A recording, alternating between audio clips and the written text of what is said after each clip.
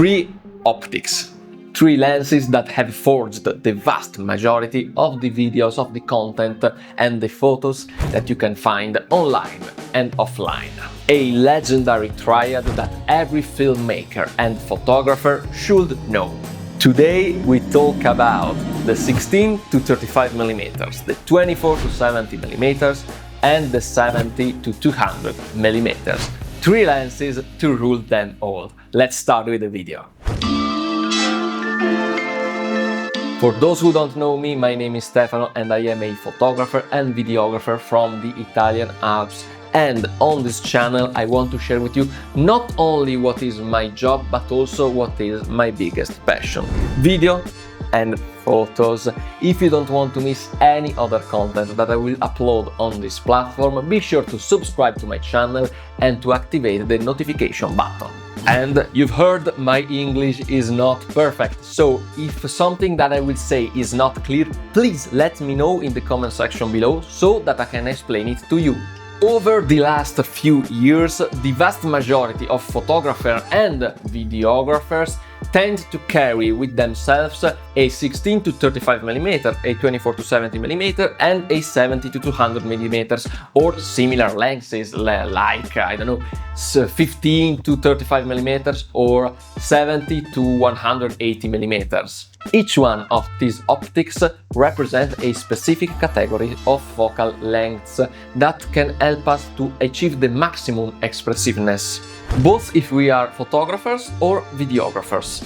These three tools cover virtually the entire spectrum needed. The 16 to 35mm is a wide-angle lens, the 70 to 200mm is a telephoto, and the 24 to 70mm is an all-around lens, a lens that is in the middle of those two.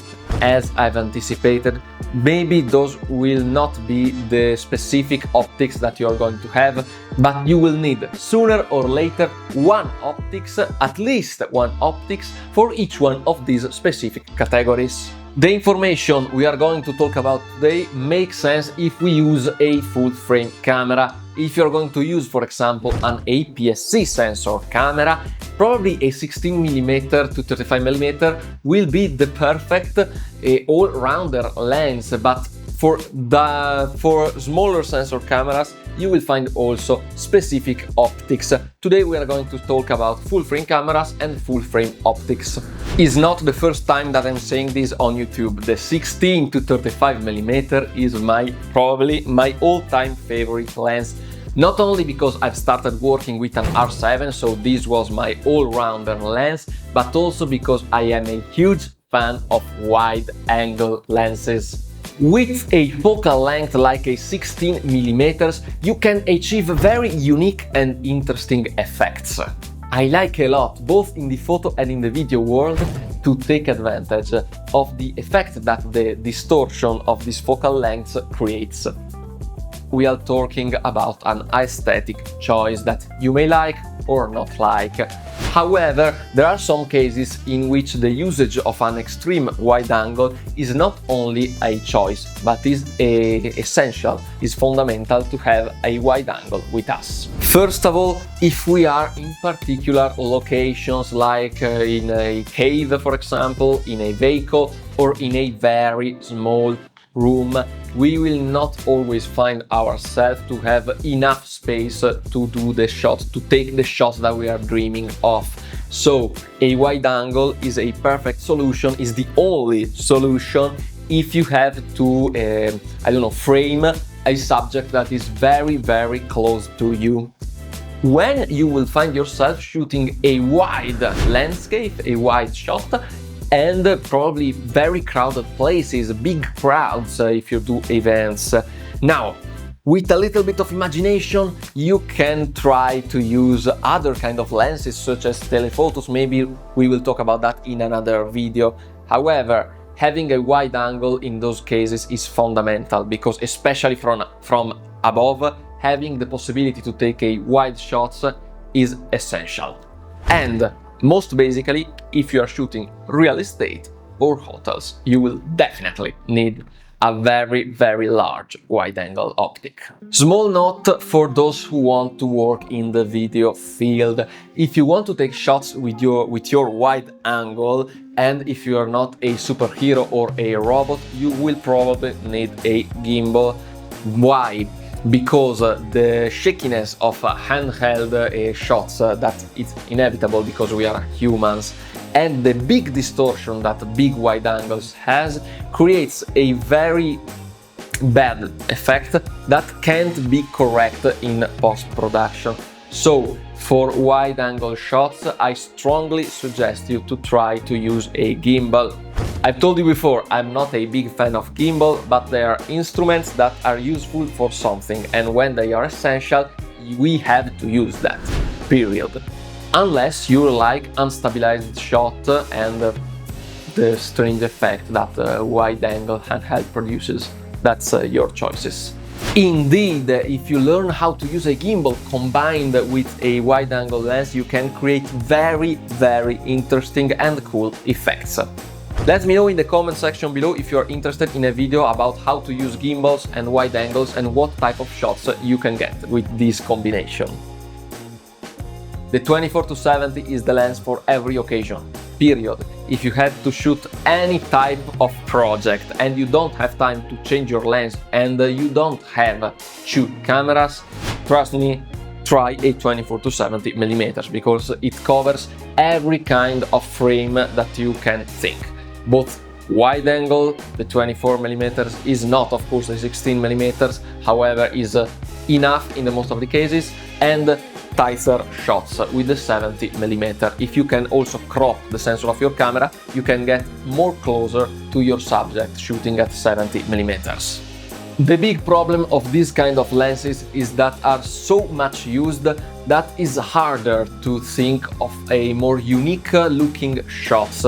They are I don't know, like water, they don't have a very strong flavor. However, if you can use your imagination and you force yourself to think outside the box, you can actually get very cool frames even with a extremely common lens like the 24-70mm.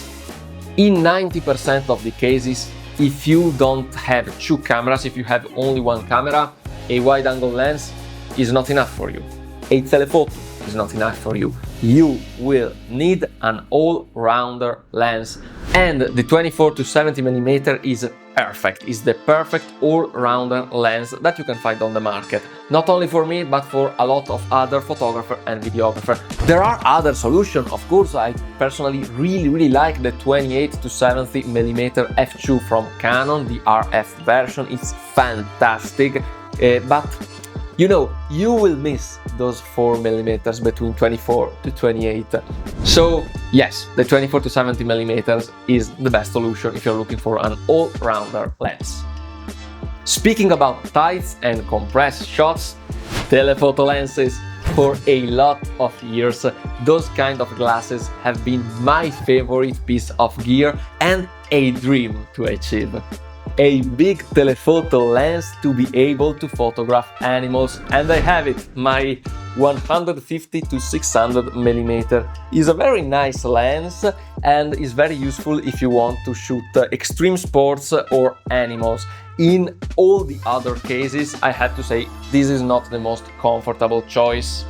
For everyday usage, I prefer to choose the classic, the 70-200mm. This is probably the most basic version you can find from Canon. This is an EF version with autofocus and nothing else. It doesn't have stabilization, it doesn't have any other feature. However, the glass is very good and the image you can take from this lens are very sharp. I really like this kind of lens, even if it is not the most recent 70-200mm. If you are a Canon user, you can find a lot of versions, but I think we can say the same thing even about Sony and about other brands. The 70-200mm is an all-time classic.